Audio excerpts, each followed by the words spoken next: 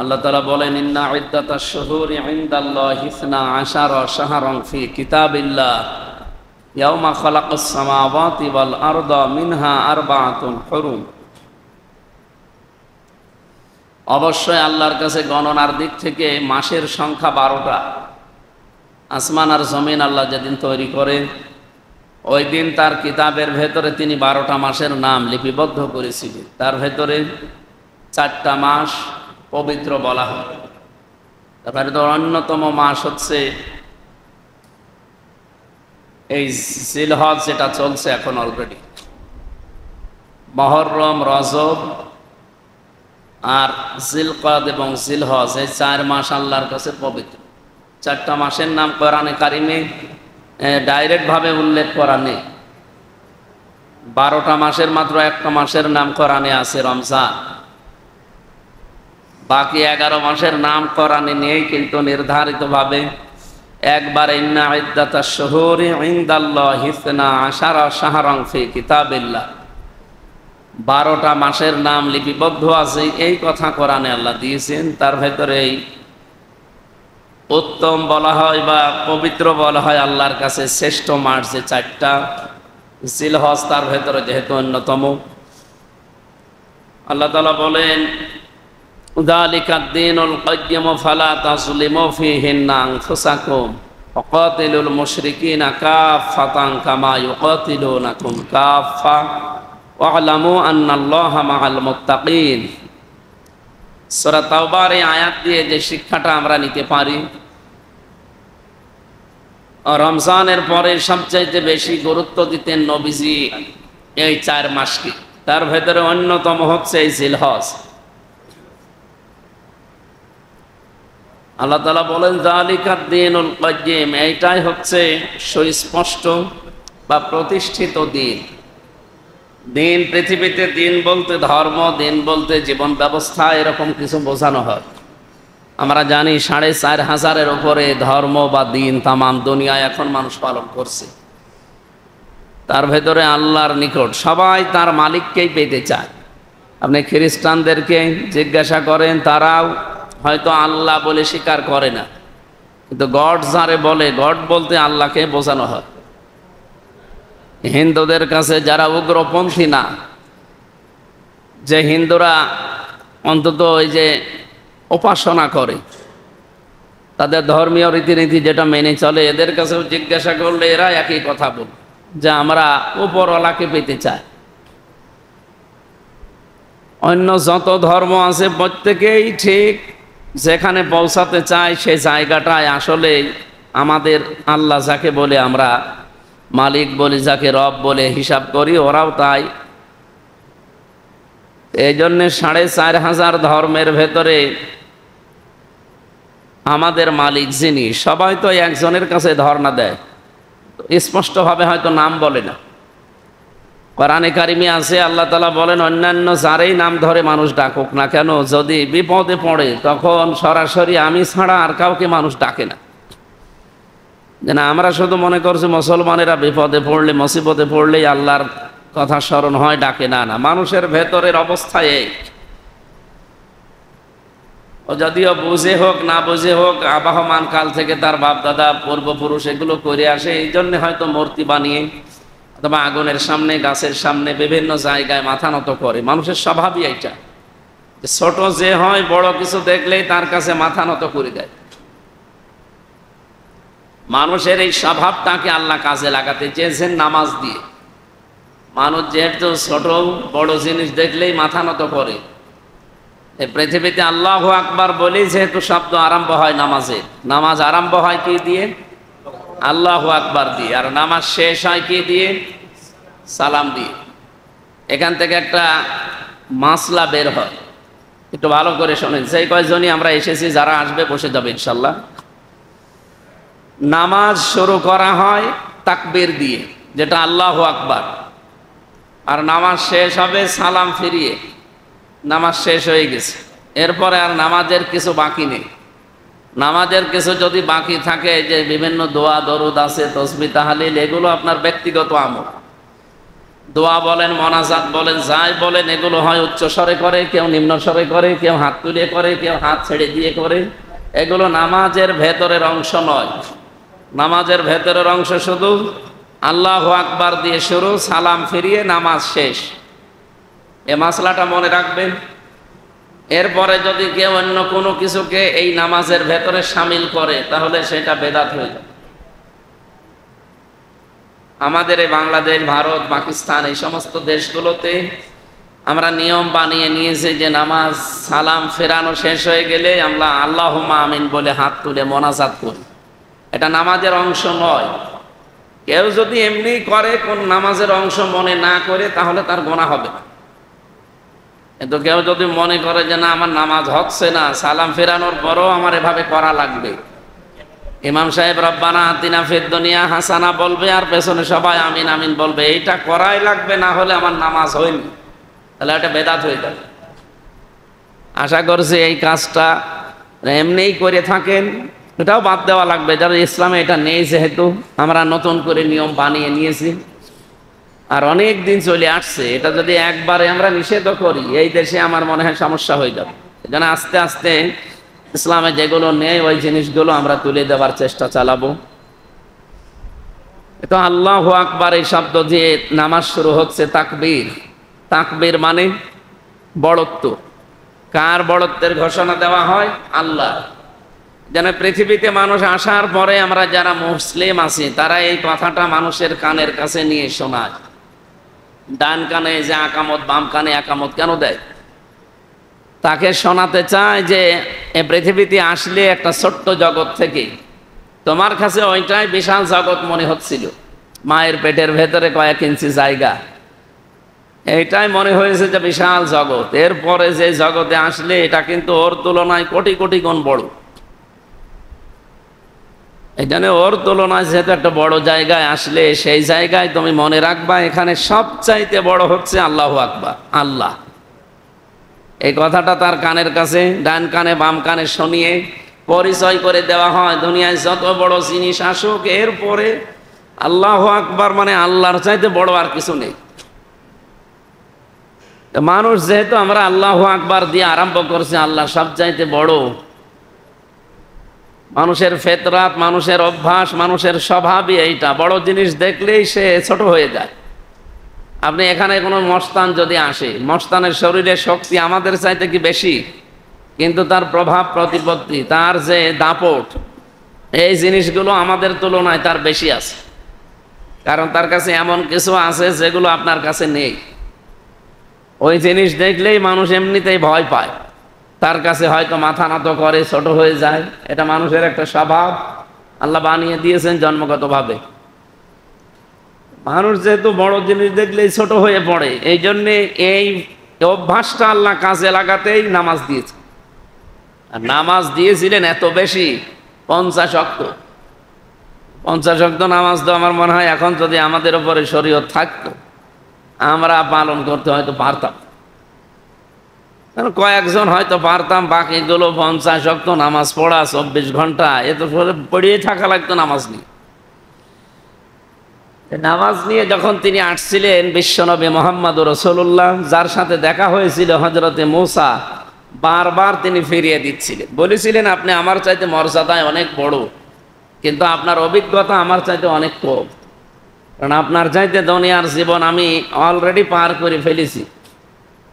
এই জন্য আপনার উম্মতরা যে দুর্বলতার কথা আমি শুনেছি, তাওরাতের ভেতরে আমাদের পরিচয় দেওয়া ছিল। আপনার উম্মতেরা মনে হয় এভাবে পারবে না, আপনি আল্লাহর কাছ থেকে কমাতে কমাতে নিয়ে আসেন। শেষ পর্যন্ত এই 5 ওয়াক্ত এসে দাঁড়িয়েছে। মূসা নবী বলেছিলেন আপনি আবার যান, যেন অন্তত আরো 2-3 ওয়াক্ত কমিয়ে দেয়। বিশ্বনবী বলেন না, এ আমার লজ্জা করে। আল্লাহ বারবার দিতে চায় আর আমি বারবার কমাতে চাই। তারপরেও যেহেতু বারবার আপনি বলেন, আমি গেলাম। উনি যাওয়ার পরে যখন বললেন যে আল্লাহ আর একবার কমিয়ে দেন, 5 ওয়াক্ত আছে আর 2-3 ওয়াক্ত কমিয়ে দেন, আল্লাহ বললেন না, এটা লিখিত হয়ে গেছে, আর কলম তুলে ফেলেছি, কালি শুকিয়ে গেছে, এটা আর হবে না। যা দিয়েছি এইটাই নির্ধারিত। কিন্তু শুনে নাও, আমি কিন্তু 50 ওয়াক্তই লিখেছিলাম, তোমার শুধু কনসিডারের কারণে আমি কমাতে কমাতে এ পর্যন্ত আসলাম। তুমি না হয়ে অন্য কেউ আসলে আমি এভাবে কমাতাম না, যেহেতু কমিয়ে ফেলেছি।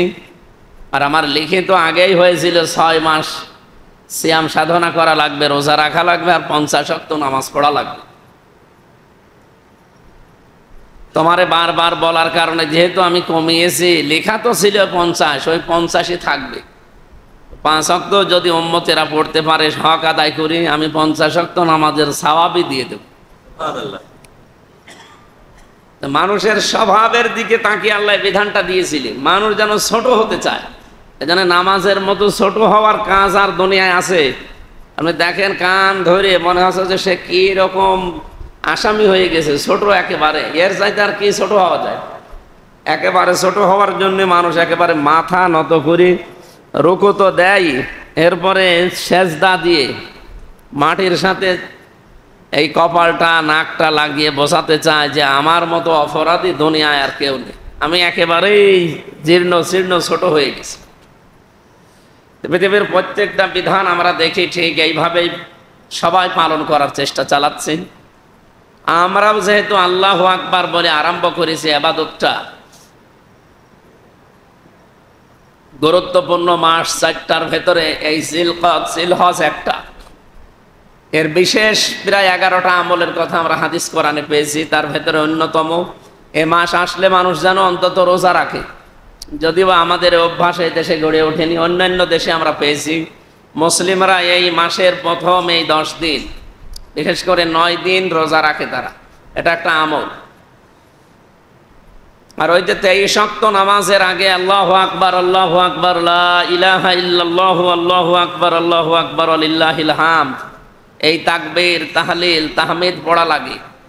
এটা শুধু ওই 23 ওয়াক্তের জন্য না, ওটা তো মাস্ট বি পড়াই লাগবে, ওটা ওয়াজিব, না পড়লে গোনা হবে। কিন্তু এই 9 দিনও পড়ার নিয়ম অলরেডি বৃহস্পতিবার থেকে আরম্ভ হয়ে গেছে। আপনারা যারা আসেন বসেন, নামাজ পড়ে আমরা সময় দেব, নামাজ পড়ে নিয়ে, হ্যাঁ পরে পড়েন নামাজ, আপনারা নামাজ ডিস্টার্ব হয়ে যাবে এখন। এই তাকবীরটা অলরেডি আরম্ভ হয়ে গেছে, আমরা এখন এটা আরম্ভ করা দরকার। অনেকে শুরু করেছেন, করেননি। সব সময় মনে আসলে হয় জোরে পড়বেন, না আস্তে পড়বেন, মানুষের জন্য ডিস্টার্ব না হয়। এই আমলটা জারি করা দরকার। সাহাবা একরামের এই আমলটা বেশি ছিল। ওনারা বাজারঘাট মানুষের জনসমাগম দেখলেই সেখানে যে একটু উচ্চ স্বরে বলতেন আল্লাহু আকবার আল্লাহু আকবার। মানুষ মনে করতেছে না এই আমল আরম্ভ হয়ে গেছে। আর যার কাছে সব সময় আল্লাহু আকবারের শব্দটা থাকে, তার কাছে শয়তান ওই পর্যন্ত আসতে পারে না, সে মানুষ শয়তান হোক আর জিন শয়তান হোক। যেহেতু শয়তান আমাদের প্রকাশ্য শত্রু, প্রকাশ্য শত্রু বলা হয় কোরআনে কারিমে শয়তানকে, অথচ আজ পর্যন্ত আমরা কেউ শয়তানকে দেখেছি?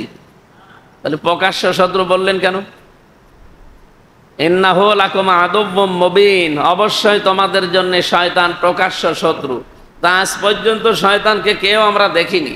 ওটা কেমন হয় দেখতে, দেখা গেছে কোনোদিন? তার কাজ কারবার দেখা যায়। শয়তানি যে কাজ কারবার আছে, এগুলো যখন মানুষ করে তখন বোঝে যে এটা মানুষের কাজ নয়, এটা শয়তানের কাজ। এই যে অপচয় করা, এটা মানুষের কাজ নয়, এটা শয়তানের কাজ।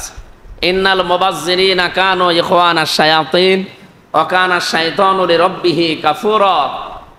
অবশ্যই অপচয় করা, অপব্যয় করা, এটা হচ্ছে শয়তানের কাজ। আর শয়তান ছিল তার প্রভুর প্রতি অকৃতজ্ঞ। এটা শয়তানের ভাই বলে আখ্যা দিয়েছেন আল্লাহ কোরআনে। পৃথিবীতে যত পাপের কাজ আছে, কোনো পাপ কাজ করলে আপনি শয়তান হয়ে গেছেন, শয়তানের ভাই হয়ে গেছেন, এরকম কথা কোরআন হাদিসে নেই। এই একটাই আয়াত আছে যে অপচয় যারা করে এরা শয়তান না, শয়তানের ভাই হয়ে গেছে। শয়তানের ভাই মানে কি? ও শয়তান।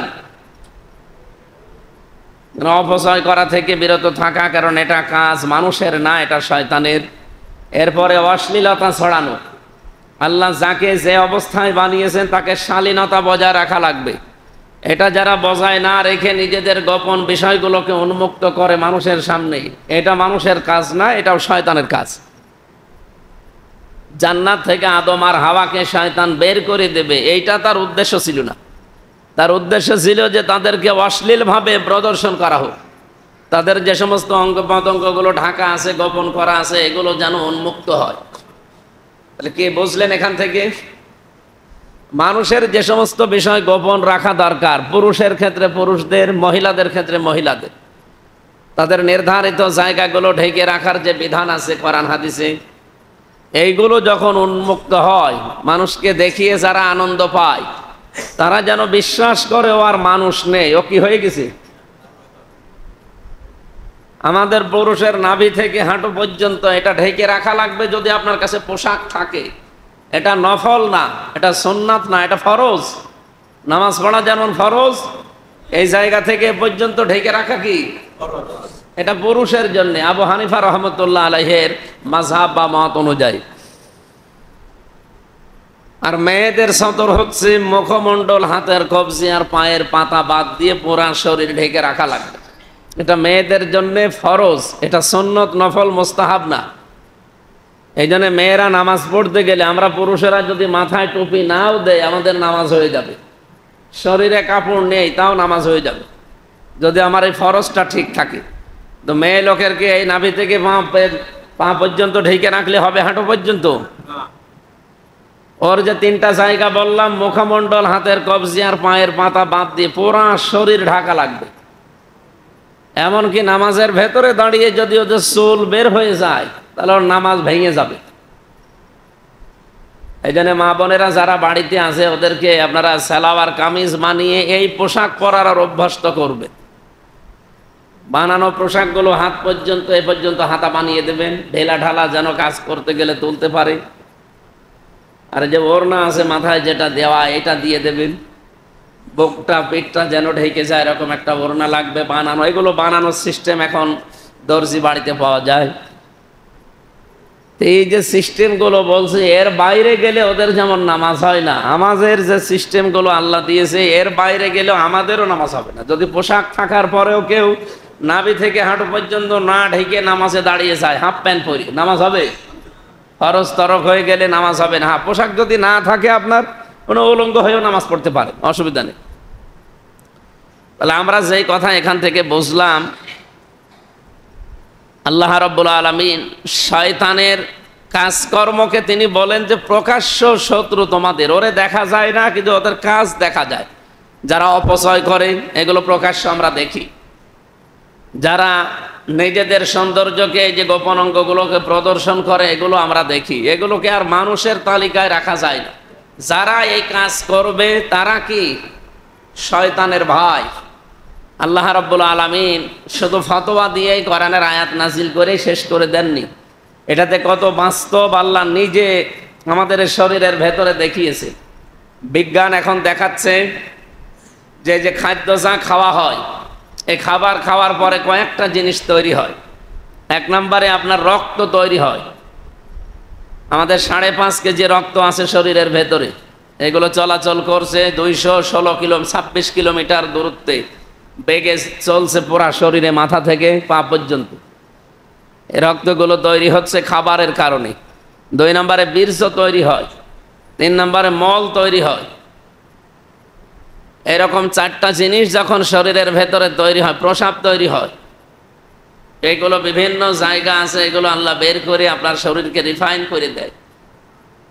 এখন এই 4টা জিনিস দিয়ে, এই খাবারগুলো দিয়ে 4টা জিনিসের বাইরে সবচাইতে নির্যাস যেগুলো খাবারের, প্রতিটি খাবারের নির্যাস আলাদা আলাদা আছে, ওইটা দিয়ে একটা রস তৈরি হয় যেটা পিত্ত রস বলে। এই পিত্ত রসটা যখন শরীরের ভেতরে তৈরি হয়, এটা তৈরি হয়ে বসে থাকে না, এটা খাবারকে হজম করায় সহায়তা করে। খাবারকে হজম করার জন্য সহায়তা করে এই রসটা। বিজ্ঞান এখন দেখতে পাচ্ছে যে এই রস যখন শরীরের ভেতরে খাবার থাকে পেটে, তখন অটোমেটিক ভাবে ফোঁটা ফোঁটা পড়তে থাকে। তো খাবার যেহেতু নেই, ওটা অটোমেটিক মুখ বন্ধ হয়ে যায়। ওখানে তো আর আপনার কোনো কর্মচারী নিয়োগ করা নেই যে ওখানে বন্ধ করে বসে আছে। আল্লাহ নিজে এটা কন্ট্রোল করে। আল্লাহ মানুষকে বোঝাতে চান, ইন্নাল মুবাদ্দিরিনা কানু ইখওয়ানা শায়াতিন। আয়াতের ব্যাখ্যায় তাফসিরে মুফাসসির লিখেছে যে আল্লাহ যে অপচয় করেন না, তার প্রমাণ এইটা। রসটা পড়তেই যদি থাকে ফোঁটা ফোঁটা, তাহলে অপচয় হয়ে যাবে। আর গুরুত্বপূর্ণ এবং দামি জিনিস, এটা যেহেতু নষ্ট হলে অপচয়ের শামিল, এই জন্য আল্লাহ হঠাৎ করে অটোমেটিক মেশিন বানিয়েছেন, যতক্ষণ খাবার থাকবে ও কাউকে ছড়িয়ে দেওয়া লাগবে না, ছেড়ে দেওয়া লাগবে না, পড়তে থাকবে ফোটা ফোটা, খাবার হজম হবে। যখন খাবার থাকবে না ওটা অটোমেটিক বন্ধ হয়ে যাবে। তাহলে আল্লাহকে শুধু ফতোয়া দিয়ে শেষ করে দিয়েছেন? উনি কাজ করে দেখিয়েছেন যে পৃথিবীতে কোনো জিনিস আমি অপচয় করি না। তাহলে যারা অপচয় করেছেন, প্রয়োজনের অতিরিক্ত কিছু করার নাম অপচয়। এদিকে তাকান, প্রয়োজনের অতিরিক্ত কিছু করার নাম কি? আমরা এই 54 বছর এই অপচয়ের মানে দৌড়বে শান্তিতে পড়ে আছে। অপচয় যদি রোধ করা যেত না, বাংলাদেশটা দাঁড়িয়ে যেত। আমি কয়েকদিন আগে মালয়েশিয়া গিয়েছিলাম, ওরা দাঁড়িয়ে গেছে 2004 সালের পর থেকে। কেন দাঁড়িয়ে গেছে? কারণ ওই দেশে এই অপচয়, যেটা আমরা যে অন্য ভাষায় দুর্নীতি বলি, মেরে খাওয়া বলি, নষ্ট করা বলি, এইটা নেই। যার যে দায়িত্ব আছে ওইটা সে পালন করবে, এবং পালন করতে গিয়ে যদি কোনো জায়গায় 2 নাম্বারই পায়, সে যত বড় লোক হোক তারে আর বাঁচিয়ে রাখবে না, ওই সময় মেরে ফেলবে। বিশেষ করে খাবারে, যেহেতু সব কিছুর মূলে খাবার। খাবার খারাপ হওয়ার পরে আমাদের শরীর খারাপ হয়, শরীর খারাপ হলে আমাদের অঙ্গ প্রত্যঙ্গ নষ্ট হয়ে যায়, এরপরে আস্তে আস্তে ধীরে ধীরে আমরা চলে যাই মৃত্যুর দিকে। তাহলে সব কিছুর মূলে খাবার। খাবারের ব্যাপারে এত কড়াকড়ি করে, আমি পুরা মালয়েশিয়ার প্রায় বাংলাদেশের মতো 5টা দেশ মিলে, যত বড় এত বড় দেশ, পুরাটা ঘুরলাম। এই 11 দিন ছিলাম, পুরাটা ঘুরে আমি এর আগেও গেছি কয়েকবার। আমি এবার যে পুরাটা ঘোরার পরে আমি এতটুকু দেখেছি, একটা লোককে জমার দিন দেখলাম রায় দিয়েছে আদালত থেকে, তাকে মেরে ফেলা হবে। কি হয়েছে কি? ওই দেশে বাংলাদেশি যারা আছে তারা বলতে চায় যে এখানে এই লোকটা ব্যবসায়ী, এই খাদ্যের ভেতরে ভেজাল দিয়েছিল। আর ও দেশের নিয়মই হচ্ছে খাদ্যে ভেজাল দিলে যদি ধরা পড়ে তাহলে তার কোনো মাপ নেই। ধরা পড়লে সাক্ষ্য প্রমাণ হয়ে গেলে মেরে ফেলা লাগবে, 3 দিনের ভেতরে তাকে মেরে ফেলবে। এই জন্য আজকে জমার দিন, এটা বুধবারের ঘটনা। বুধবারে ধরা পড়েছিল, বুধ, বৃহস্পতিবারে, শুক্রবারে, 3 দিন তারা পর্যবেক্ষণ করে সাক্ষ্য প্রমাণ পেয়ে গেছে যে হ্যাঁ, এই খাদ্যে ভেজাল দিয়েছে। খাদ্যে ভেজাল কি? এই যে তেল দিয়ে বিভিন্ন জিনিস তৈরি করে হোটেলে, এই যা বানাবেন ওই দিনই শেষ, ওটা পরবর্তী দিন আবার যে নতুন করে তৈরি করবেন, ওইটা দিয়ে তো ওর যে নির্ধারিত সীমা পার হয়ে যায়। ওই তেল দিয়ে আবার নতুন করে জ্বালিয়ে কোনো জিনিস বানাবেন, ওটার দ্বারা খাবার নষ্ট হবে। ওই খাবার খেলে আপনার শরীরে অঙ্গ প্রত্যঙ্গগুলো খারাপ হবে। ওরা ওই দিকে খেয়াল করি, ও এরকম কাজ করেছিল এই ব্যবসায়ী বা এই হোটেলওয়ালা, যে একদিনের জিনিস আর একদিন চালাতে গিয়েছে, ধরা পড়ে গেছে। পরীক্ষা নিরীক্ষা করেছে 3 দিন একাধারে পর্যবেক্ষণ করে, ওর পেছনে লোক লাগিয়ে সব দেখেছে হ্যাঁ ও এই কাজই করে। তখন তারে রায় দিয়েছে যে আদালত থেকে মেরে ফেলে। এখন মেরে ফেললেই তো হচ্ছে না, এটা তো মানুষকে দেখানো লাগবে। এই জন্য জমার দিন কেন্দ্রীয় মসজিদ যেটা, সেই সুলতান মসজিদে গিয়েছিলাম, ওই জায়গায় দাঁড়িয়ে সবার সামনে এই বিচারটা যদি করে, হাজার হাজার মিডিয়া, টিভি, যারা বিভিন্ন মিডিয়ার লোকজন নিয়ে এসে সারা দেশে ওটা ছড়িয়েছে যে খাদ্যে ভেজাল দিলে কিন্তু এই সমস্যা। যার জন্য আপনি যা করছেন, আপনার জীবনে যদি না থাকে, আপনি খাদ্যে ভেজাল দিয়ে বা 2 নাম্বারই করে কি করতে চান? আমি টাকা পয়সা উপায় করে আমার শরীর, আমার বউ বাচ্চা যারা আছে তারা যেন আরো ভালো থাকবে। তারা ভালো থাকবে ঠিক আছে, কিন্তু আপনি তো চলে গেলে। একটা এরকম 5টা বিচার বছরে করে, তো ওই দেশে আর কেউ খাদ্যে ভেজাল দেওয়ার সাহস পাবে?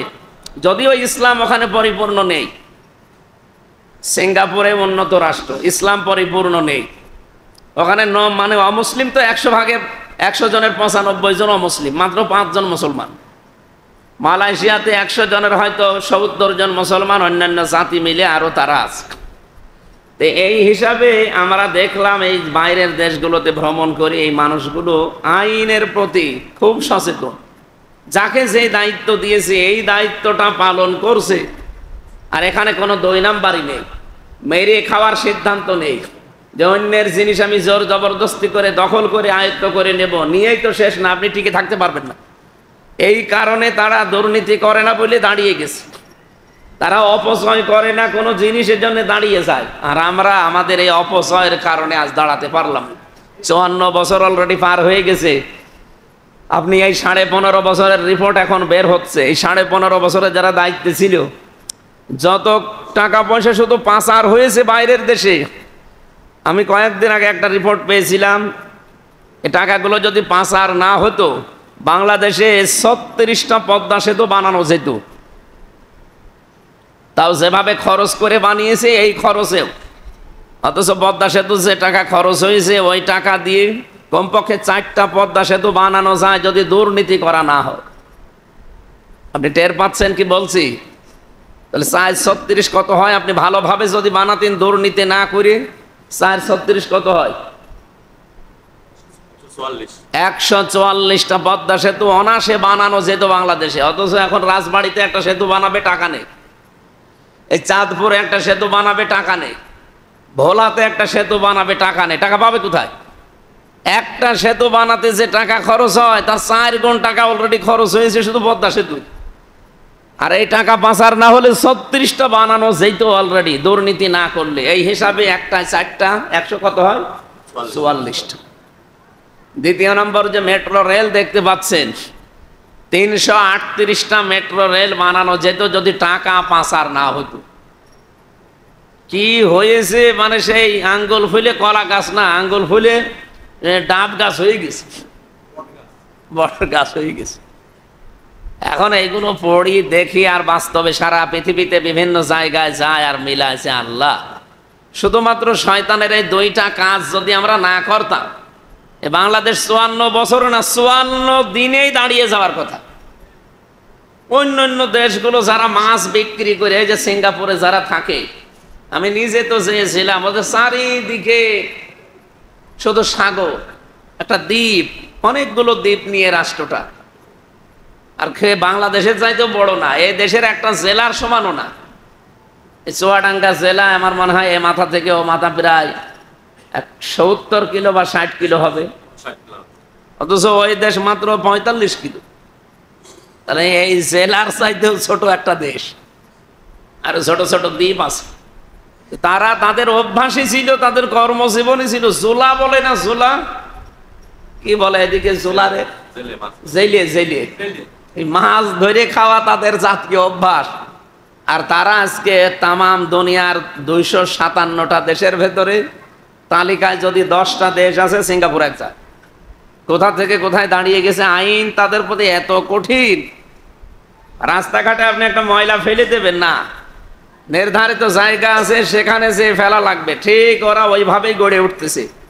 ছোট্ট বাচ্চা, আমি ছিলাম যখন আমার সাথে সে বাড়িতে, ওর একটা ছোট বাচ্চা ছিল, এই চিপসের একটা প্যাকেট দিয়ে খাবারের পরে আমি বললাম জ্বালানা দিয়ে ফেলে দাও। না, জ্বালানা দিয়ে ফেলে দেবো মানে? জায়গা আছে, ওই খাবারের পরে প্যাকেটটা পকেটে রেখে দিল, মড়িয়ে পকেটে রেখে নিয়ে ওই জায়গায় গাড়ি থামিয়ে ওইটার ভেতরে তুলে বলছে যে এই জায়গায় ফেলার জায়গা। বয়স কত হবে? খুব বেশি হলেও 4.5-5 বছর হবে। এতটুকু মানুষ এইভাবে আইনের পরে গড়ে উঠতেছে। ওরা এই জন্য এত পরিষ্কার পরিচ্ছন্ন। তো পরিষ্কার পরিচ্ছন্ন থাকা এটা নিয়ম কার? আল্লাহর নিয়ম না?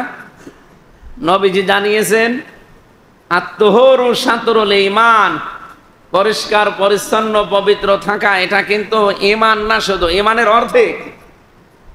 আমরা বলি যে ঈমানের একটা শাখা, ঈমানের শাখা তো 77টার উপরে আছে, ঈমানের শাখা বলা হয় না। পরিষ্কার পরিচ্ছন্ন থাকা এটা কিন্তু ঈমানের অর্ধেক বলা হয়, নিসফুল ঈমান বলা হয়েছে। এরা নবীর কথাকে মেনে চলে কিন্তু নবীকে বিশ্বাস করেন, এই জন্য তারা দাঁড়িয়ে যাচ্ছে। আমরা নবীকে বিশ্বাস করি যে নবী একজন এসেছিল, কিন্তু নবীর জীবনের কর্মকাণ্ডগুলো আমাদের জীবনে নেই। নবীজি অশ্লীলতা ছড়াননি, উনি জীবনে অপচয় করেননি, উনি জীবনে কোনোদিন অপবিত্র হয়ে থাকেননি, কিন্তু আমরা তাকে বিশ্বাস করি, তার কথাগুলো আমাদের জীবনে আমরা মানি না। এই জন্য আমরা আরো নিচের দিকে চলে যাচ্ছি। আজ যদি সত্যি এভাবে মেনে চলতে পারতাম, যেহেতু ইসলাম এটা জালিকা দীনুল কাইয়্যিম বলা হয়, এটা সুস্পষ্ট এবং নির্ধারিত দিন, পৃথিবীর সব দিনের তুলনায় আল্লাহর কাছে এইটাই গুরুত্বপূর্ণ বিধান, জীবন ব্যবস্থা, দিন, ধর্ম যাই বলেন।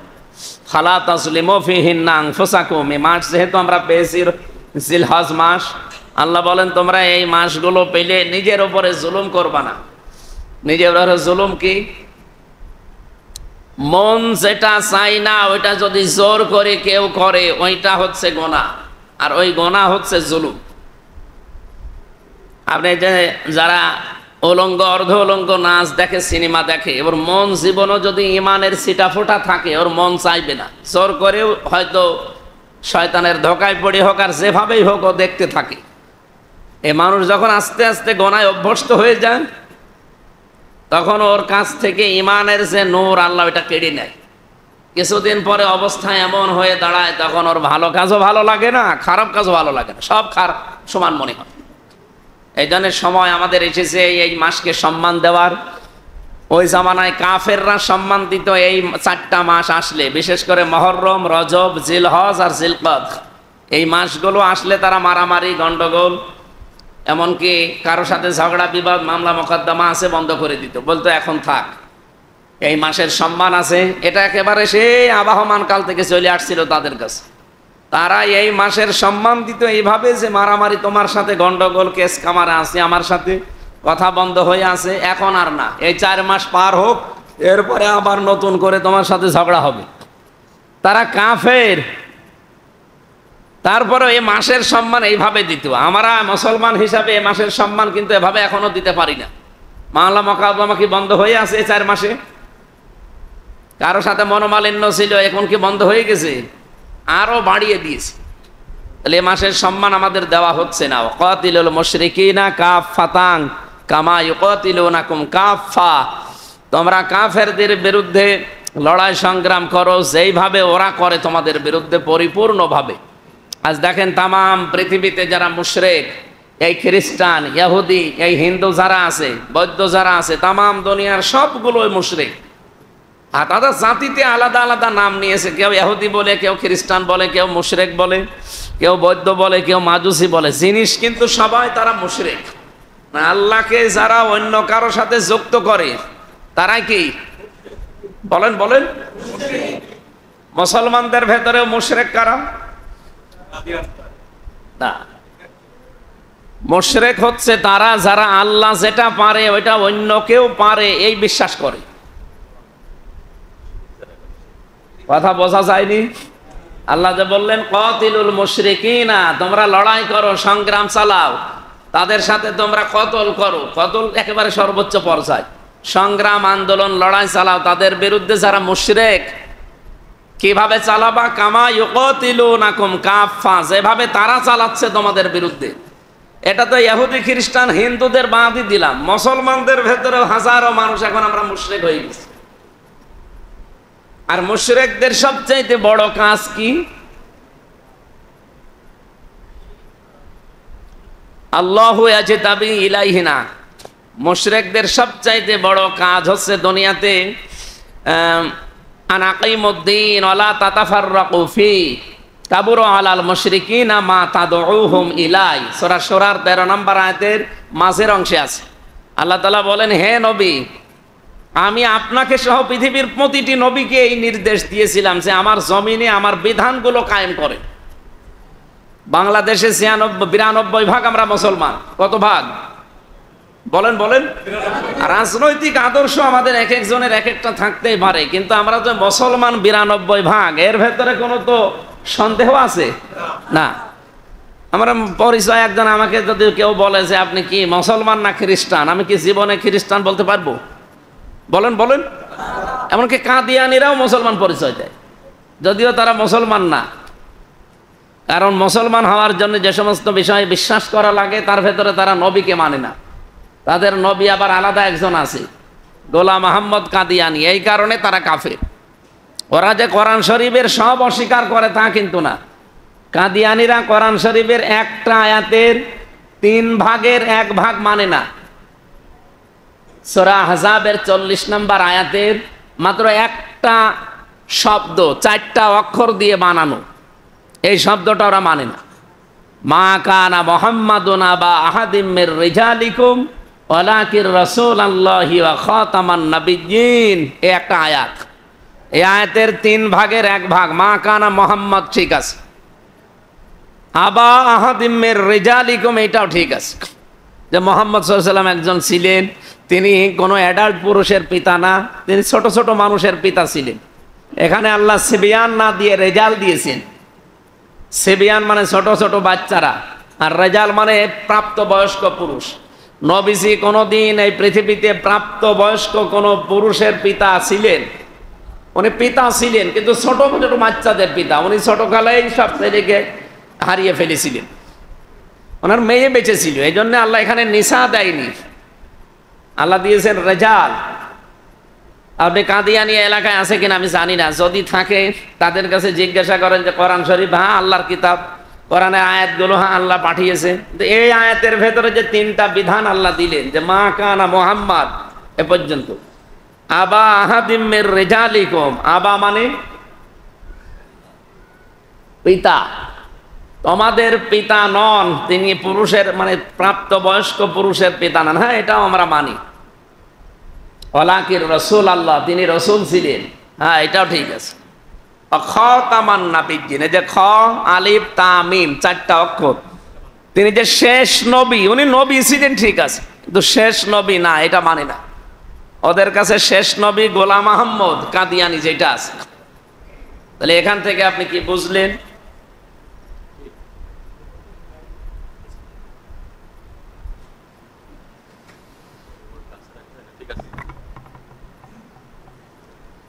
এখান থেকে গুরুত্বপূর্ণ একটা বিধান আমরা কিন্তু অলরেডি জেনে ফেললাম, যে ওরা মাত্র কোরআনের 6666টি আয়াতের এক আয়াতের 3 ভাগের 1 ভাগ, 1 ভাগও না, মাত্র একটা শব্দের 4টা অক্ষর মানে না। এই জন্য ওরা কি এলাকায় যারা মুসলমান আছেন কোন কাদিয়ানির সাথে আত্মীয়তা করেন? করে? এলাকায় কাদিয়ানি আছে?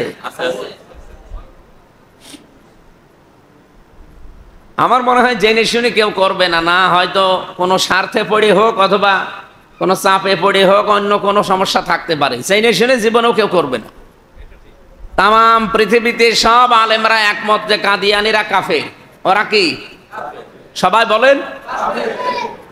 এটা রেকর্ড হচ্ছে, তামাম দুনিয়া যাচ্ছে, আপনি সেটা টের পাচ্ছেন কি বলছি? আল্লাহ বলেন এই যে মুশরিকদের সাথে তোমরা সর্বাত্মক ভাবে লড়াই করো, যেভাবে ওরা করে। এখন মুশরিকদের ভাবে এই গুরুত্বপূর্ণ মাসে আপনি কিভাবে লড়াই করবেন? মুশরিক খুঁজে আমরা পাই না। মুশরিক তারা যাদেরকে আপনি দিন কায়েমের জন্য আল্লাহর বিধান কায়েমের কথা যখনই বলতে যাবেন, ওরা নামে মুসলমান দাবি করবে, মুসলমানের নিয়ম নীতি কাজকর্ম যা আছে এগুলো পালনও করবে, কিন্তু যখন বলা হয় ব্যক্তি পরিবার সমাজ রাষ্ট্রে আল্লাহর বিধান কায়েম করা লাগবে, হে নবী আপনি দেখবেন কাবুরা আলাল মুশরিকিন মা তাদউহুম ইলাই, আপনি যেদিকে মানুষকে ডাকতে চাচ্ছেন এই কথা শুনলে সবচাইতে বেশি খারাপ লাগবে, মন খারাপ হবে মুশরিকদের। আমরা জানো মুশরিকই তো নেই, আমরা তো 92% মুসলমান। মুশরিক তো মুসলমানদের ভেতরে তারা যে মানুষগুলো আল্লাহ যেটা পারে ওইটা অন্য কেউ পারে এই বিশ্বাস করে। আল্লাহ কি পারে বলেন তো? না না, আল্লাহ সব পারে বললে হবে? আল্লাহ কি পারে? সন্তান দিতে পারে কে? পৃথিবীর অন্য কেউ পারে? যদি কেউ বিশ্বাস করেন যে না এই পানি পড়ায়ও কাজ হয়, অথবা ওই যে কবরের কাছে গেলেও হবে, কোনো পীর সাহেব দোয়া করে দিলেও হবে, এইরকম বিশ্বাস করলে সে কি? এ পৃথিবী বানিয়েছে কে? এখানে অন্য কোনো মানুষ বা অন্য কোনো কারো বিধান যদি কেউ প্রতিষ্ঠা করতে চায়, যেহেতু পৃথিবী বানিয়েছে আল্লাহ, আমরা বিশ্বাস করি। আর এখানে নিয়ম নীতিও চলতে পারে কার? কোরআনে 918 জায়গায় এরকম কথা আছে, আলা আলাহুল খালকু ওয়াল আমরু, বানিয়েছি আমি, এখানে সিদ্ধান্ত চাপিয়ে দেবে কে? আল্লাহর আইন বাদ দিয়ে অন্য কোনো আইন চলতে পারে না। যদি কেউ চালাতে চায় সে কি? এবার বলেন বাংলাদেশে মুশরিক আছে কিনা? যে আমি পয়েন্টে পয়েন্টে নিয়ে আসলাম, আপনি হিসাব করে দেখেন, মুসলমান 92%, শেষে মুশরিক হয়ে যাবে 92%। এই জন্য এদের কাছে দিন কায়েমের কথা বললে, আল্লাহর বিধানের কথা বললে এদের রাগ হয়। এরা তখন দুনিয়ার কাজ মনে করে, এটা ঝামেলা। আরে এটা যে আসল কাজ, কাবুরা আলাল মুশরিকিনা মা তাদউহুম ইলাই। হে নবী ওদেরকে আপনি যেদিকে ডাকেন ওরা তো আসবে না, কারণ ওরা কি? দিন কায়েমের কথা বললে মুশরিকদের খারাপ লাগে। আপনার খারাপ লাগে কেন? কারণ আপনার ভেতরে শিরিকের চিহ্ন আছে। আমি আশা করে বোঝাতে পেরেছি। এই জন্য মুশরিক এদের বিরুদ্ধে এই মাসের দায়িত্বই হচ্ছে গুরুত্বপূর্ণভাবে এদের পেছনে লেগে থাকা। ওরা যেভাবে তামাম দুনিয়া ক্যাপচার করছে। সম্মানিত মুসল্লিকরাম, এ মাসটা এসেছে, 2 দিন হয়েও গেল, চলেও যাবে, কিন্তু এ মাসের যে শিক্ষা 11টা আমরা এখনো একটাও নিতে পারি নাই। আপনি গত বৃহস্পতিবার থেকে, এই যে 2 দিন আগে চলে গেল, কালকে বৃহস্পতিবার থেকে আরম্ভ হয়েছে যে তাকবীরটা, একবারও পড়েছেন? অথচ এটা কিন্তু এই 9 দিনে আমল করার দরকার। আল্লাহু আকবার, আল্লাহু আকবার, লা ইলাহা ইল্লাল্লাহু, আল্লাহু আকবার, আল্লাহু আকবার, লিল্লাহিল হামদ। খালি কোরবানির দিন মনে করে থাকি যেটা পড়বো, ওটা তো একদিনের জন্য না। আর 1 বছর পরে পরে কোরবানি একটা বিধান শুধু আসে এই গোশত খাওয়ার জন্য না। কিছু কিছু মানুষ প্রশ্ন করে যে হুজুর বেনামাজির সাথে ভাগ দেব। আরে ভাগের কথা বাদ দে, বেনামাজির সাথে ভাগ দেওয়া তো অনেক দূরের কথা। ওরা কোরআন শরীফ পড়ে কোনো জায়গায় আপনি পাবেন যে আগে কোরবানি করো এরপরে নামাজ পড়ো? আছে? আগে নামাজি হও এরপরে কোরবানি দাও। অথচ আপনি বেনামাজির সাথে ভাগ নিয়ে ফতোয়া জিজ্ঞেস করছেন। আমার মনে হয় এই ফতোয়া এভাবে দেওয়া যায় যে যারা নামাজি মানুষ আছেন তারা নামাজির সাথে ভাগ দেবে, আর যারা বেনামাজি আছে ওরা আলাদা দিবে। ওরা, কারণ ওদের তো কোরবানি হবে না, নামাজ না থাকলে কোরবানি হয়? ফাসাল্লি লিরাব্বিকা, আগে কি? আগে ফাসাল্লি, এরপরে তো আনহার। আপনি আগে কোরবানি দিচ্ছে তারপরে নামাজ পড়বেন না। এই জন্য বেনামাজি যারা আছেন ওনারা ভাগ আলাদা করবেন, নামাজি মানুষ দেখে দেখে করবেন। আজকের তেলাওয়াতকৃত আয়াত আমরা করেছিলাম সূরা হজের 32 নম্বর আয়াত থেকে। এখানে আল্লাহর কিছু নিদর্শনের শিক্ষা আছে। তার ভেতরে এই যে জিলহজ মাসটা একটা নিদর্শন। এর ভেতরে যে সমস্ত কাজ কারবারগুলো আছে সূরা হজের 32, 33, 34, 35, 36, 37, 38 এই আয়াতগুলো ভালো করে পড়বেন তাফসীর সহ। ইবনে কাসির পাওয়া যায়, ফি জিলালিল কোরআন পাওয়া যায়, মারিফুল কোরআন পাওয়া যায়। বাংলায় দেখে দেখে পড়বেন এই কয়দিন। আর এর ভেতর নিয়ম নীতি লেখা আছে, এগুলো মিলাবেন। আমাদের যেহেতু সময় বেশি হয়ে গেছে আমরা আজকে আর কথা বলতে চাচ্ছি না। যতটুকু বললাম আল্লাহ এই মাসের গুরুত্ব অনুধাবন করে আমল করার তৌফিক দিন, আমিন।